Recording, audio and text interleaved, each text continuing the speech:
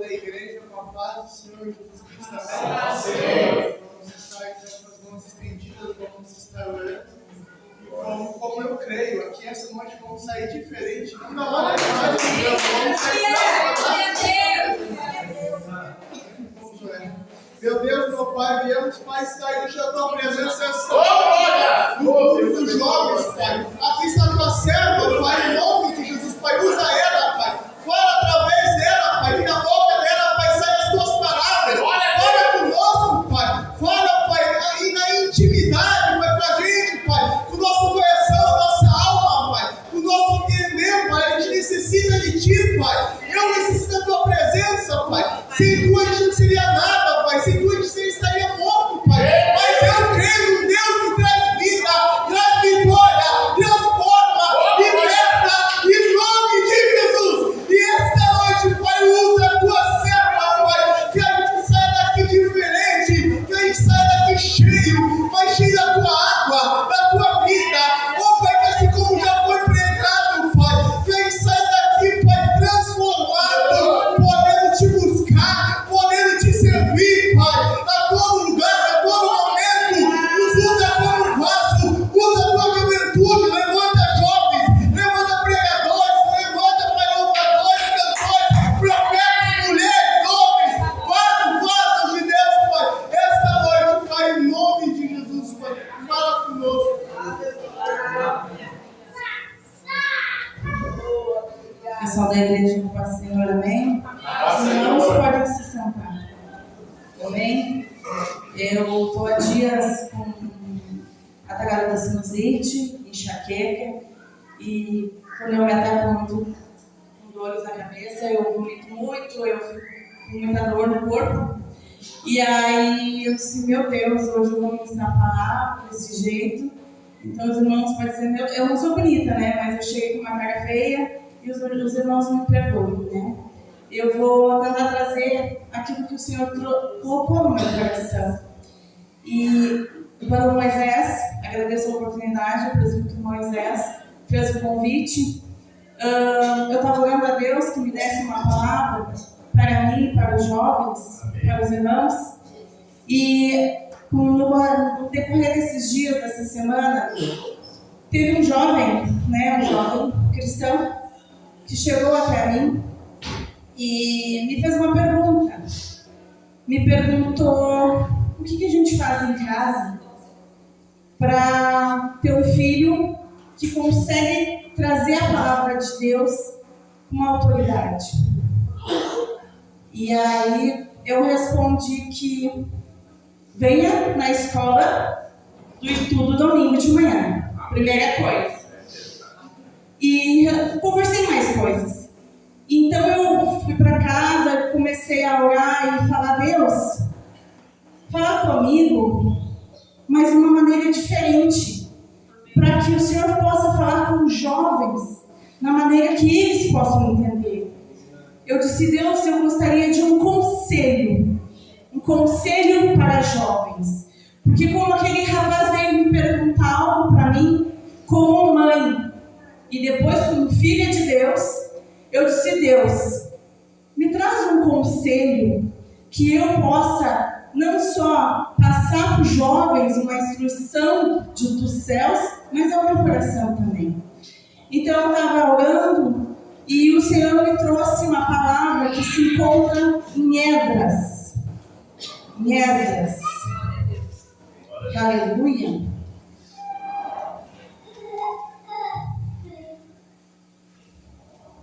Deus maravilhoso. Em Esdras 7. Vamos ler alguns versículos, mas a princípio o tema a mensagem mesmo se encontra no livro 7 de Esdras, versículo 6 e o 10. Oh, aleluia. Glória a Deus. Número 6, versículo 6. E ele era escriba, versado na lei de Moisés, dado pelo Senhor Deus de Israel, e segundo a boa mão do Senhor. E seu Deus, que estava sobre ele, o rei lhe concedeu tudo quanto pedia. no versículo 10. Porque Esdras tinha disposto o coração a buscar a lei do Senhor e para cumprir e para ensinar a Israel os seus estatutos e os seus juízes. Amém? Então, o livro de Esdras, para a gente entender um pouco mais, o livro mostra como Deus reconstrói pessoas antes de reconstruir lugares. Porque aqui vai falar sobre a construção, a reconstrução de Jerusalém. Amém? Que esse é o Esdras, ele é um sacerdote, um escriba, né? Que veio um pouquinho antes de Neemias. Que ele também vai ajudar Neemias a reconstruir Jerusalém, o muro de Jerusalém. Mas para a gente entender um pouco, o ministério de Esdras representa a restauração espiritual e social dos judeus após o exílio da Babilônia. E como sacerdote, como escriba, ele liderou o segundo grupo exilado a Jerusalém, há 458 anos antes de Cristo. Aleluia! E sua missão principal consistia em ensinar a lei de Deus, reformar os costumes do povo e restaurar a adoração. Mas antes de chegar naqueles versículos, aqui no primeiro livro, já vai dizer que todo recomeço começa com um chamado. Aleluia! E aqui Deus, no primeiro capítulo de Esdras, já mostra que Deus moveu o coração do rei persa para iniciar a reconstrução de Jerusalém. Aleluia! Então aqui o texto destaca a soberania de Deus ao influenciar o monarca, o rei persa, para que a sua vontade se cumprisse naquele lugar. Aleluia! E vamos também lá para o livro 3, né? Eu não vou ler os versículos, mas eu quero só fazer um resumo, que ali no 3, né, ele fala assim, no 2, eu vou ler rapidinho. E levantou-se Jesua, filho de Josedaque, e seus irmãos, sacerdotes, Jorobabel, e filho de Seatiel, e seus irmãos, e edificaram o altar do Deus de Israel, para que sobre ele oferecesse holocaustos, como está escrito na lei de Moisés, homem de Deus. Aqui já fala que o altar ele foi reconstruído antes do tempo. A prioridade aqui, ela nunca pode ser a estrutura, mas sim a presença de Deus. Aleluia! Aleluia! Porque o templo foi reconstruído primeiro. Aleluia! Então, a decisão de reconstruir altares de adoração começa em casa com os seus. Porque ali fala, os seus irmãos edificaram o altar. Então, que a nossa decisão de reconstruir o altar começa em casa, com os jovens, com os nossos filhos, né, com os jovens de toda a nossa família, os vizinhos, amigos. Aleluia! Deus maravilhoso, és tu, papai. E lá no capítulo 4, versículo 4, então os agentes da terra desanimaram o povo de Judá, inquietando no edificar, e alugaram, subornaram contra eles conselheiros para frustrarem o plano e todos os dias de Ciro, rei da Pérsia. Até aqui. Então aqui a gente já vimos que toda oposição, ela não significa que o caminho está errado. Porque a reconstrução frequentemente encontra resistência. Aleluia! Porque fazer a vontade de Deus nem sempre torna o caminho mais fácil. Porque a gente tem esse exemplo. A gente, como está no caminho de Deus, né, como a gente é cristão, a gente sabe que esse caminho é difícil. Porque a gente tem muito mais luta do que tinha antes. Mas graças a Deus, as lutas, a gente está com a boa mão do Senhor sobre as nossas vidas. Aleluia. Assim como diz lá no 7, versículo 6, que a boa mão do Senhor está sobre nós. Aleluia. E logo no capítulo 5, que me chama muito a atenção, principalmente sobre a vida dos jovens, né? Que ali diz assim, no 5:1: Ora, os profetas Ageu e Zacarias, filho de Ildo, profetizaram aos judeus que estavam em Judá e em Jerusalém, e em nome de Deus de Israel, cujo Espírito estava com eles. Então aqui as palavras dos profetas reanimaram o povo e eles voltaram aonde eles pararam, porque eles tinham sido desanimados lá no pacto. E aí veio os jovens, os profetas Ageu e Zacarias, e eles reanimaram o povo a voltar a fazer o que eles tinham que fazer com a presença de Deus. Aleluia! Então aqui a gente vê o quê? Que Deus, Ele ama usar pessoas para impulsionar quem parou no caminho. E é assim a nossa vida hoje, principalmente dos jovens. Se tem algum jovem parado, desanimado, cansado, dá uma ligadinha, manda um WhatsApp, aleluia, pergunta se está tudo bem, por que você não está vindo nos cultos, por que você não está participando dos cultos de jovens, né? O que está acontecendo?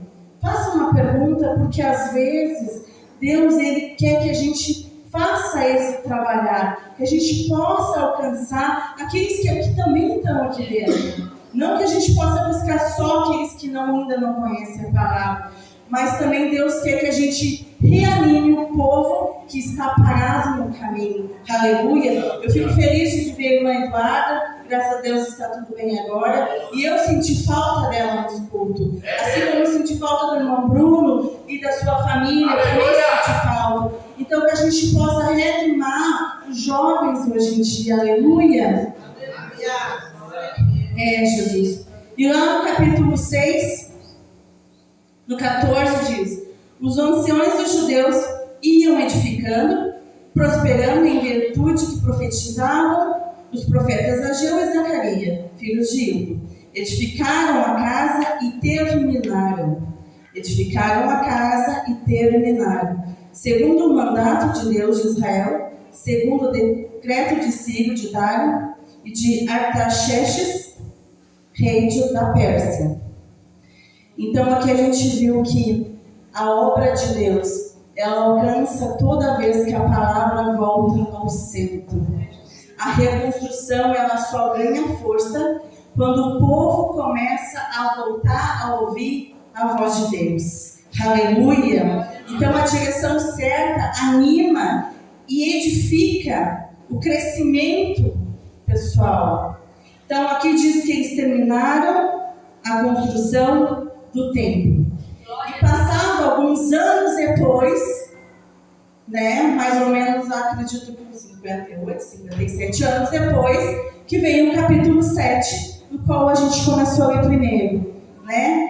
Que aí diz assim: ele é escriba, versado na lei de Moisés, dado pelo Senhor Deus de Israel, segundo a boa mão do Senhor seu Deus, que estava sobre ele, o rei lhe concedeu tudo quanto pedias. Aleluia! Então aqui a gente viu o seguinte: por causa do seu compromisso, a Bíblia relata que a boa mão do Senhor estava sobre ele, mesmo vivendo em um cativo em uma terra dominada pelo Império Persa.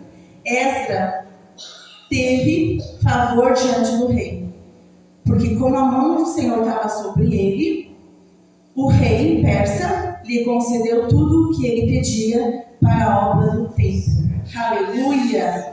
Jesus, a presença de Deus estava sobre a vida deles. Aleluia!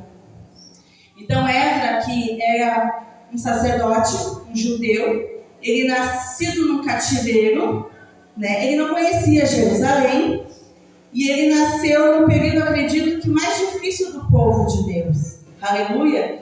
Mas assim como o Senhor fez e faz hoje em dia, levantou este homem, levantou o Esdras,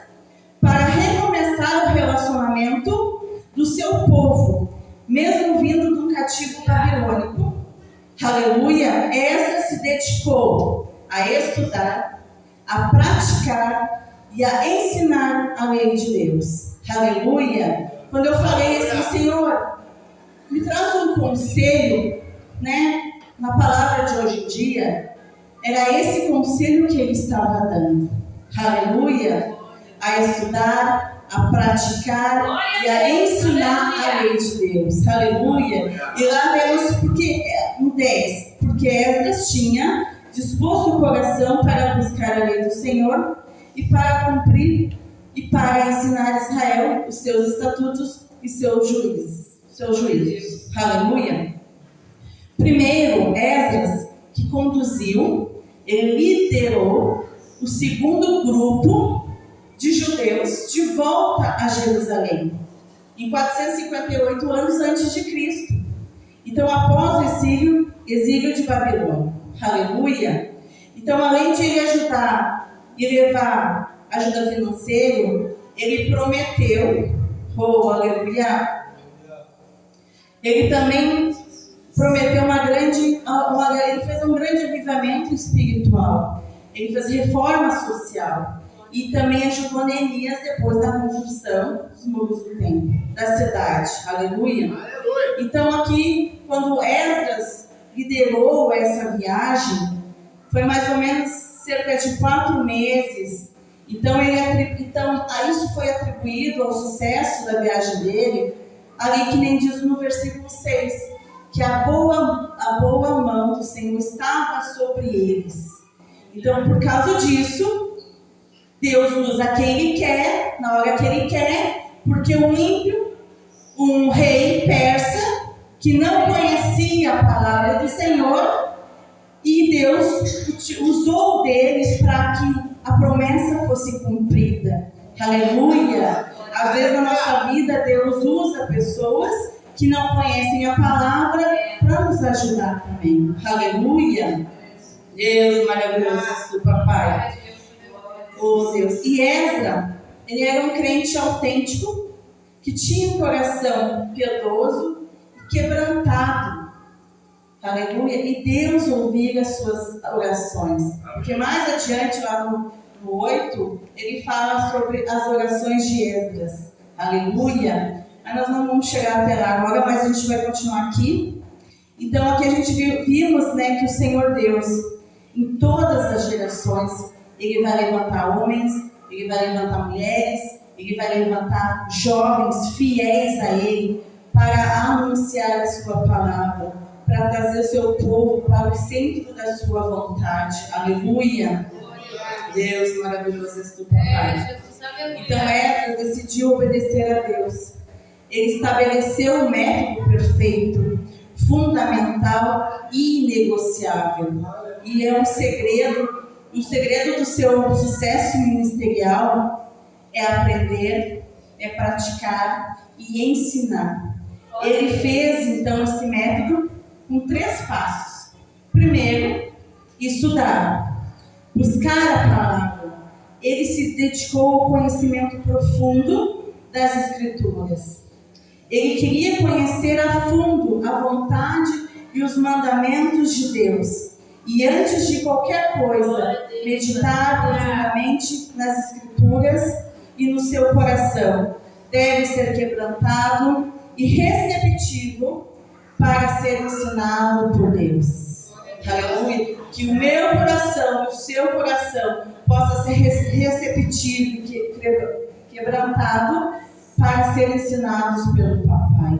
Aleluia. Deus maravilhoso. E o segundo passo é praticar, cumprir a palavra. O conhecimento não ficou apenas na teoria, mas Esdras viveu o que aprendeu, aplicando as leis de Deus em sua própria vida, antes de exortar os outros. Ele sabia do perigo e da hipocrisia de que as pessoas aprendam muito mais pelo exemplo do que apenas com palavras. Aleluia. E o terceiro é ensinar a palavra. Esdras, por ensinar os estatutos e juízos, por ter buscado e vivido a palavra, ele estava qualificado para ensinar o povo de Israel. O ensino não era teórico, mas prático e focado em orientar a comunidade a obedecer a Deus. Isso é uma exortação sobre a integridade, mostrando que a teoria e a prática devem caminhar sempre juntos. Aleluia! Então aqui vemos que a ordem de Éfeso para hoje, para mim e para você primeiro, é estudar, depois praticar e também que a gente possa renunciar tudo aquilo que não agrada a Deus. Aleluia! E por fim ensinar. O que é ensinar hoje em dia? É compartilhar aquilo, valores e influências positivas para a sua própria geração. Aleluia! Então Deus está à procura de homens, mulheres, jovens, dispostos a se levantar como Esdras, aleluia, para essa geração e para a próxima geração, e que estude e que pratique, porque o mundo ao redor se inspira não por aquilo que você fala, mas por aquilo que você vive. Aleluia!